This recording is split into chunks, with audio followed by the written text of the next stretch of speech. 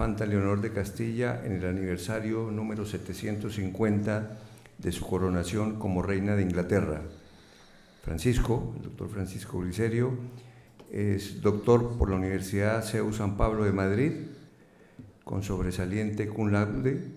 En la actualidad es profesor de Historia de la Enfermería y Ética en el Centro Universitario Salus Infirmorum de Cádiz, adscrito a UCA, vicepresidente de la Asociación Nuestra Señora Salus Infirmorum de Cádiz y Ceuta, profesor también del Instituto de Ciencias Religiosas a Distancia de la Universidad Eclesiástica de San Dámaso, donde imparte en el presente el curso de Historia de la Iglesia Antigua y Medieval e Historia de la Iglesia Moderna y Contemporánea. En la actualidad es también coordinador del Seminario de Estudios Navales Almirante Lobo CEU de la Fundación Universitaria CEU San Pablo, Andalucía. Es autor de numerosos libros, ha sido conferenciante en muchos países de Europa y además interviene a menudo, podríamos decir casi como periodista, en varios medios de comunicación, sobre todo de Andalucía, y ha intervenido también en Radio Nacional de España y en prensa escrita como el periódico El ABC. Así que adelante, Francisco, con tu intervención. Bueno, muchas gracias. Dar las gracias a la organización y la enhorabuena. Me ceñiré al tiempo, sé que vamos con un poco de retraso. Además, no solamente... Hoy vamos a hablar de un tema hispano-británico. No es la única conferencia que tratará esta temática. Un buen amigo, don Jorge Coloban, luego también hablará en esta línea. Miren, se cumple el 750 aniversario de la coronación de una infanta de Castilla, la infanta Leonor de Castilla, nombre que obviamente no es desconocido, la princesa de Asturias lleva ese nombre actualmente. Bueno, pues en el año 1274, en agosto de 1274 fue coronada. Lo que les voy a exponer es algunos testimonios heráldicos, así que podemos analizar. En nuestra intervención analizaremos la heráldica, la genealogía de este personaje del medievo, que entramos en la geopolítica del siglo XIII. La Francia de los Capeto, pero también con la Inglaterra de los Plantagenet y también, por supuesto, con la corona de Castilla. Recordemos los reinados de Fernando III el Santo, del que ella era hija, y de su hermano Alfonso X el Sabio. Leonor de Castilla nace en 1241. Es hija de la segunda esposa de Fernando III, no es hija de Beatriz de Suabia. Recuerden que era Hohenstaufen, ella es hija precisamente de una francesa, Jeanne Juana de Poitiers. Es de bien nacido ser agradecido y hay que citar las fuentes. Remitimos al diccionario biográfico de la Real Academia de la Historia y a la biografía que sobre este personaje ha hecho la doctora Margarita Torres Quiñones. Nos comenta cómo en 1254, fíjense, bueno, en la época no era extraño, con 13 años se casa con el príncipe Eduardo de Inglaterra. Con el príncipe Eduardo, no con el príncipe de Gales, ¿de acuerdo? Todavía no era príncipe, no estaba ese título, aunque había príncipes en Gales, pero que no eran herederos de la corona. Ahí tienen el monasterio de las Huelgas en Burgos. La cuestión era importante para el Reino de Inglaterra, esta alianza matrimonial. Recordemos que no es la primera Leonor que aparece en la casa, en la corona de Castilla. Igual que tenemos a una Leonor de Castilla que está en Inglaterra, unos años antes tuvimos a una Leonor de Inglaterra que está en Castilla. Estamos hablando, recuerden, de las alianzas que hay. Y alianzas que tienen en juego un territorio en el sudoeste de Francia, la Gascuña, los derechos dinásticos de la Gascuña. ¿De acuerdo? Fíjense, con el matrimonio con el príncipe Eduardo, futuro Eduardo I, Leonor de Castilla llevaba los derechos castellanos a este territorio de los Plantagenet. Como esposa de Leonor, recordemos que esto lo había recibido esta herencia, digamos, la herencia a estos derechos, lo había recibido Alfonso VIII por el matrimonio con Leonor de Inglaterra. Lo había recibido de su padre Enrique II Plantagenet. Fíjense, aquí tienen la genealogía para que entendamos bien de lo que estamos hablando. Ahí tienen a Eduardo I, lo ven en rojo, y a Leonor de Castilla.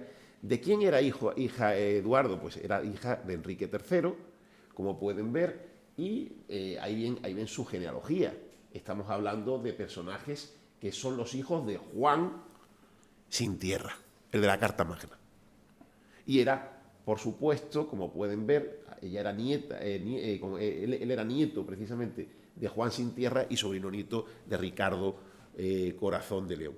Ahí pueden ver esos enlaces. Ella no es la única Leonor que hay en la Casa Real de Inglaterra en estos momentos. Ahora lo veremos. Pueden ver un mapa de George Duby. Me encanta la cartografía para que se hagan en estos momentos en la Corona de Castilla. Recuerden, en el reinado de Fernando III el Santo se ha reconquistado Córdoba en 1236, en 1248 se ha reconquistado Sevilla, unos años antes, 6 años antes de la reconquista de Córdoba, se han unido Castilla y León. Tiene un gran prestigio la corona castellano-leonesa.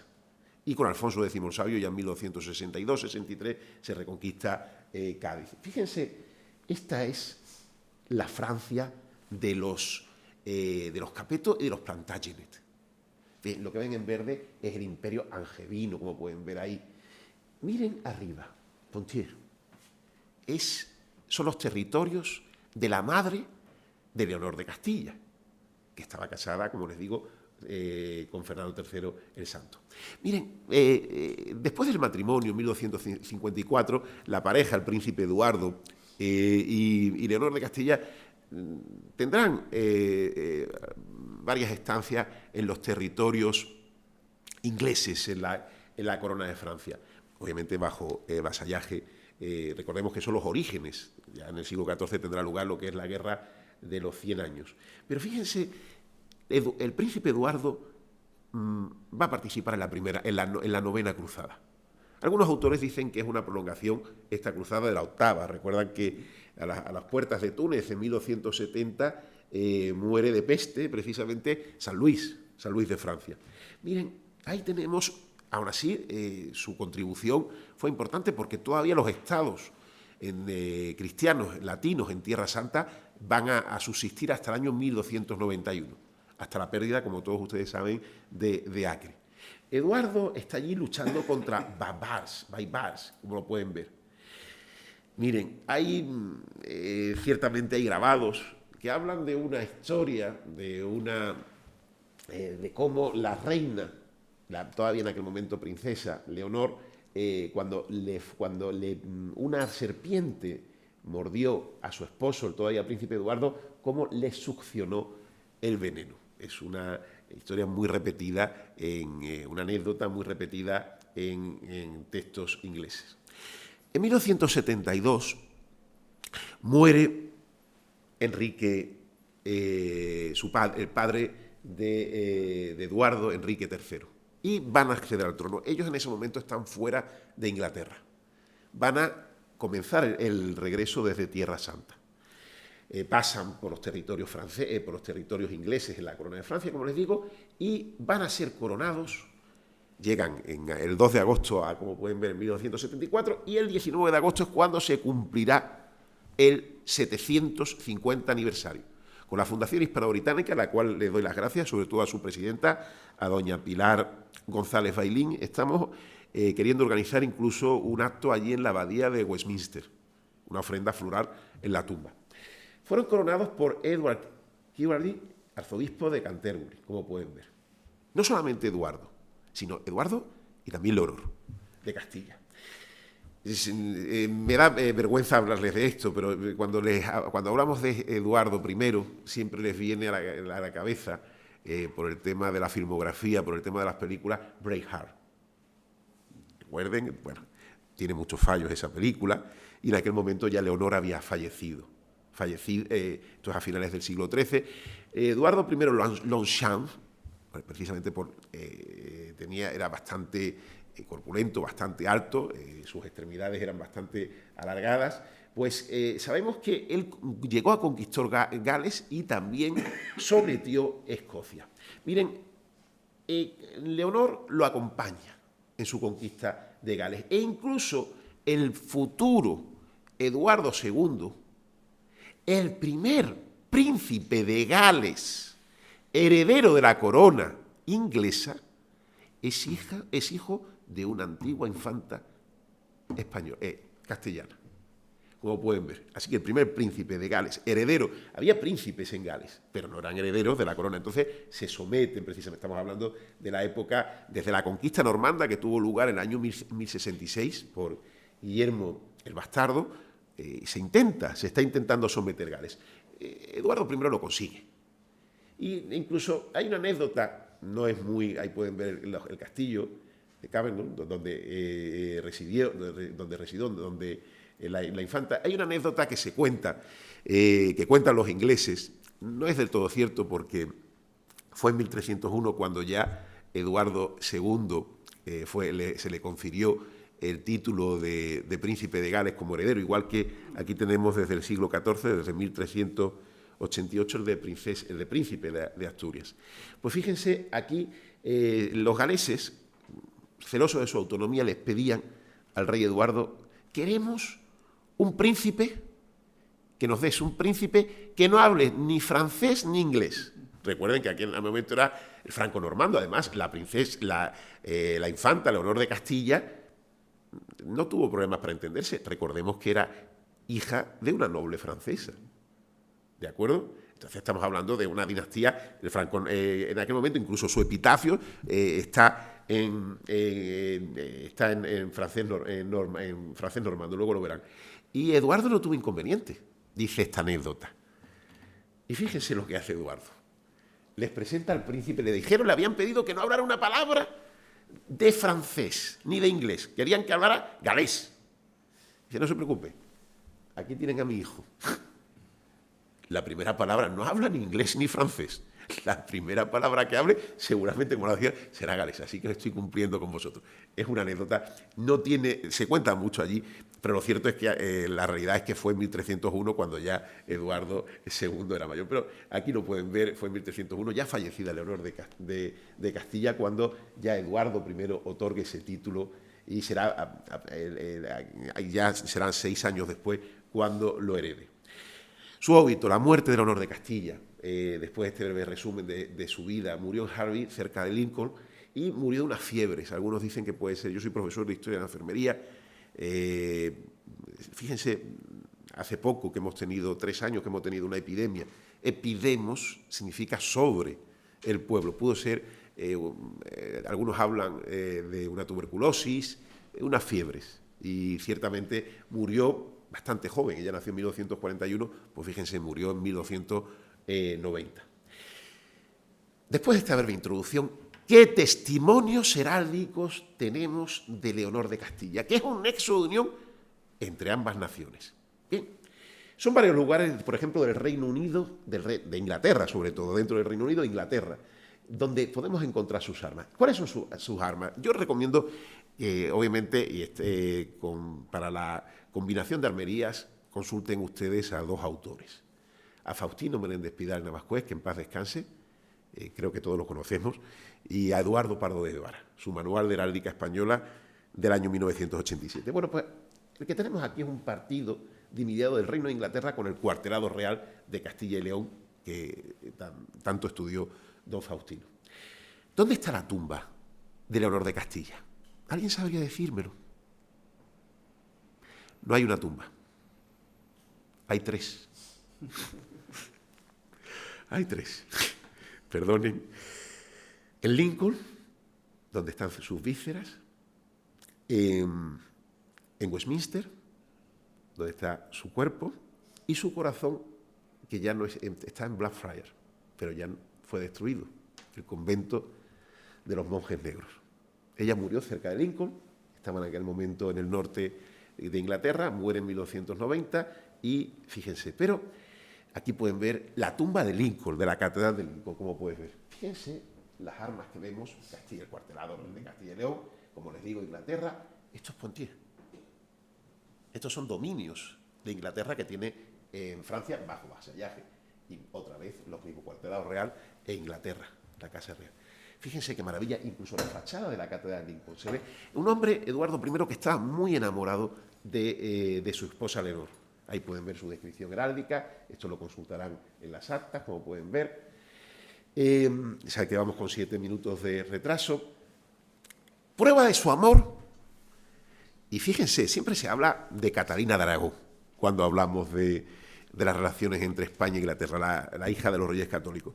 Pero don Carlos Miranda, que fue embajador de España en el Reino Unido, puso de relieve a esta figura. Y era tan... Leonor de Inglaterra, estos testimonios heráldicos evidencian también las costumbres hispánicas que llegaron en pleno medievo a Inglaterra. Y fíjense, si ustedes van a Londres, yo les recomiendo, o a Inglaterra, que vayan a ver las cruces de Leonor. Eleanor Crosses. ¿Qué es esto? Miren, siempre hay que remitir este libro de D.K. Warrington. Ahí pueden ver sus armas. ¿Y estas cruces qué son? Verán, desde que murió Lincoln hasta Londres, Eduardo hizo que todos los lugares en los que había pernoctado su esposa tuviera una cruz para recordarla. Tanto era el amor que tenía Eduardo I de Inglaterra. Están ustedes viendo ahí, como pueden ver, son 12. No todas se conservan, solamente hay bastante deteriorada, pero fíjense, Lincoln, Grantham, Stanford, ahí tienen hasta Charing Cross. Es más, a mí siempre me gusta la actualidad, la historia en el presente. Si ustedes van y tienen que coger el metro, oiga, qué más hispánico lo británico que Charing Cross.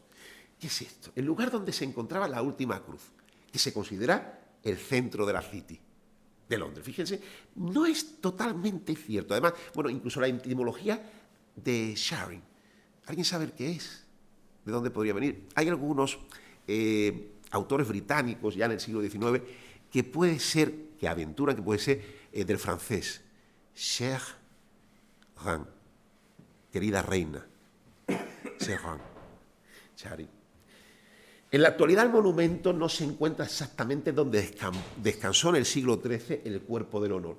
Sería una reconstrucción en el reinado de la reina Victoria, recuerden que es de 1837 a 1901, y se desplazó. El lugar sería debajo de esta estatua de Carlos I, que saben ustedes que no acabó muy bien, perdió la cabeza.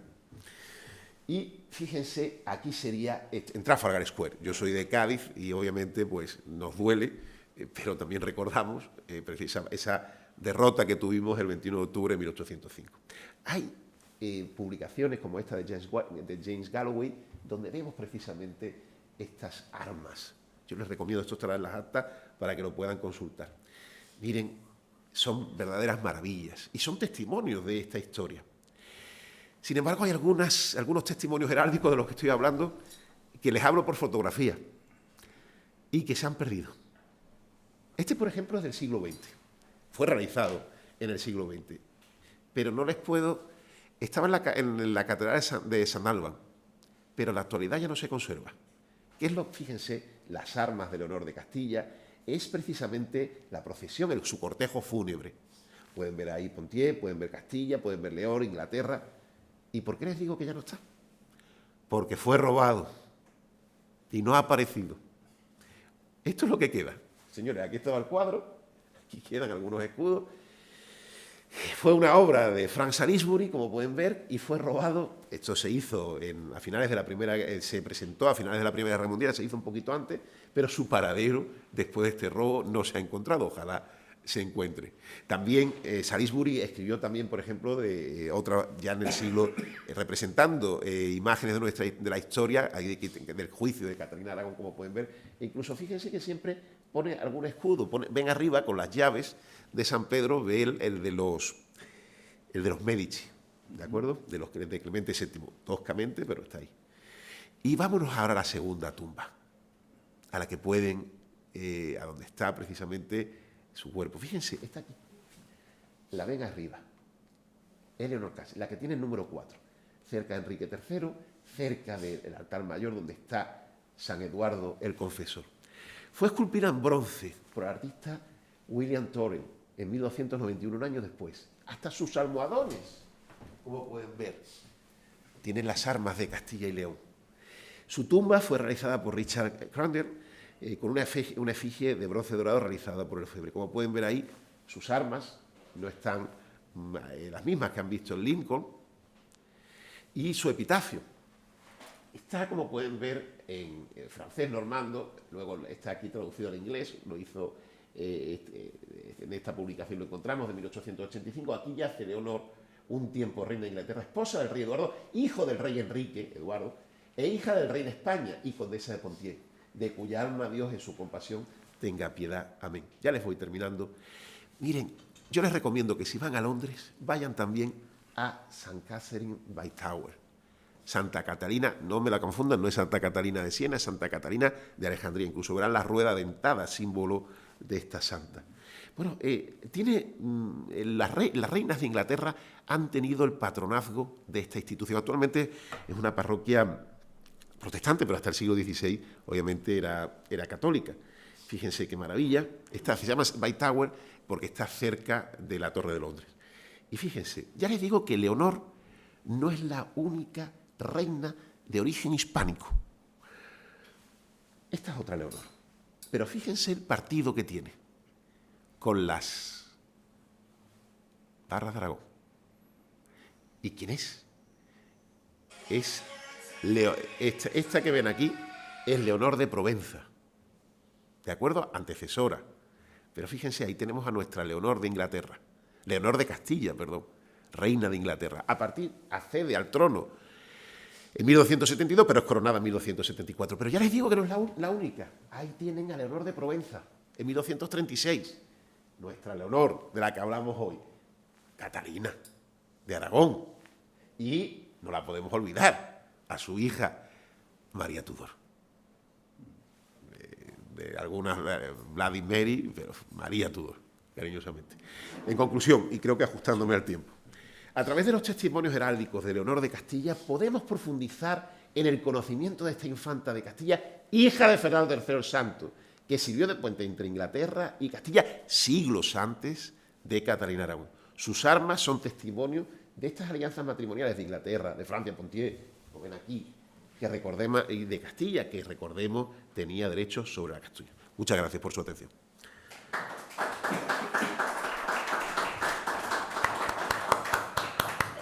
Francisco, muchísimas gracias por tan entretenida intervención propia de alguien que es profesor universitario y saben perfectamente cómo transmitir este tipo de conferencias que podrían ser perfectamente densas y que de alguna manera las envuelve en un manto de entendimiento y fácil comprensión. Muchísimas gracias, Francisco, por la intervención.